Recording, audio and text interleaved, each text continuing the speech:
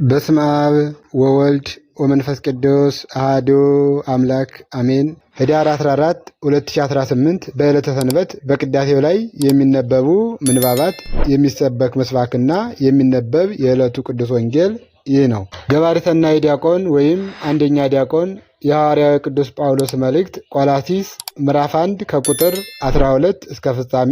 ሁለተኛ ዲያቆን ወይም ንፍቅ ዲያቆን የሐዋርያው ቅዱስ ጴጥሮስ መልእክት አንደኛ ጴጥሮስ ምዕራፍ 1 ከቁጥር 13 እስከ 21። ንፍቅ ካህን ወይም ንፍቁ ቄስ ግብረ ሐዋርያት ምዕራፍ 19 ከቁጥር 21 እስከ ፍጻሜ።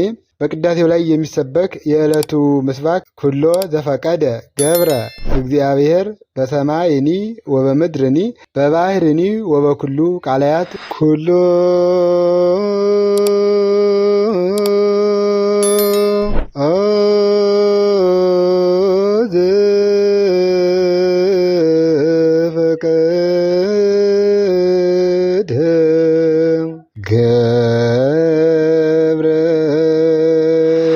እግዚአብሔር በሰማይኒ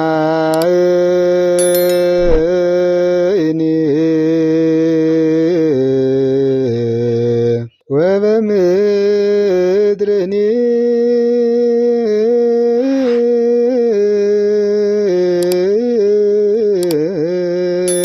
በባህርኒ ወበኩሉ ቀላያት ኩሎ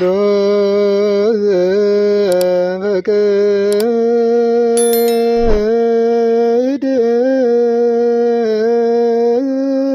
ገብረ እግዚአብሔር በሰማይኒ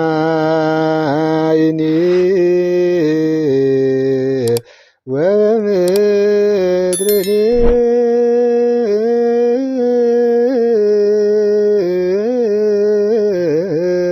በባህርኒ ወበኩሉ ቀላያት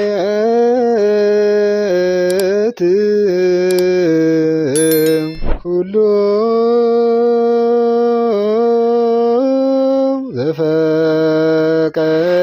ዘፈቀደ ገብረ እግዚአብሔር በሰማይኒ ወበምድርኒ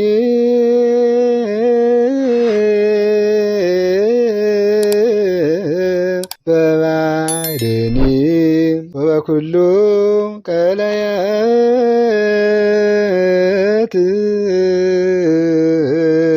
ትርጉም በሰማይና በምድር በባህርና በጥልቆች ሁሉ እግዚአብሔር የወደደውን አደረገ።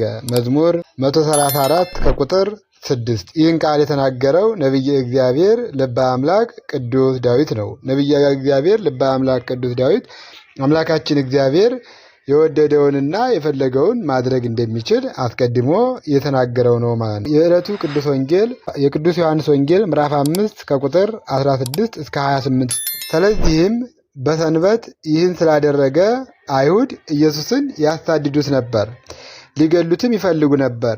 ኢየሱስ ግን አባቴ እስከ ዛሬ ይሰራል፣ እኔም ደግሞ እሰራለሁ ብሎ መለሰላቸው።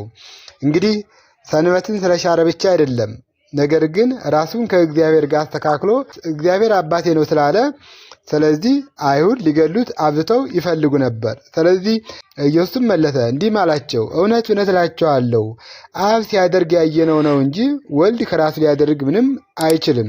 ያ የሚያደርገውን ሁሉ ወልድ ደግሞ ይህን እንዲሁ ያደርጋል፣ አብ ወልድን ይወዳልና የሚያደርገውን ሁሉ ያሳየዋል። እናንተም ትደነቁ ዘንድ ከዚህ የሚበልጥ ሥራ ያሳየዋል። አብ ሙታንን እንደሚያስነሳ ሕይወትም እንደሚሰጣቸው እንዲሁ ወልድም ደግሞ ለሚወዳቸው ሕይወትን ይሰጣቸዋል። ሰዎች ሁሉ አብን እንደሚያከብሩት ወልድን ያከብሩት ዘንድ ፍርድን ሁሉ ለወልድ ሰጠው እንጂ አብ በአንድስ እንኳን አይፈርድም። ወልድን የማያከብር የላከውን አብንም አያከብርም። እውነት እውነት እላችኋለሁ ቃሌን የሚሰማ የላከኝን የሚያምን የዘላለም ሕይወት አለው፣ ከሞትም ወደ ሕይወት ተሻገረ እንጂ ወደ ፍርድ አይመጣም። እውነት እውነት እላችኋለሁ ሙታን የእግዚአብሔር ልጅ ድምፅ የሚሰሙበት ሰዓት ይመጣል፣ እርሱም አሁን ነው። የሚሰሙትም በሕይወት ይኖራሉ። አብ በራሱ ሕይወት እንዳለው እንዲሁ ደግሞ ለወልድም በራሱ ሕይወት እንዲኖረው ሰጥቶታልና የሰው ልጅም ስለሆነ ይፈርድ ዘንድ ስልጣን ሰጠው። በመቃብር ድምፁን የሚሰሙበት ይመጣል።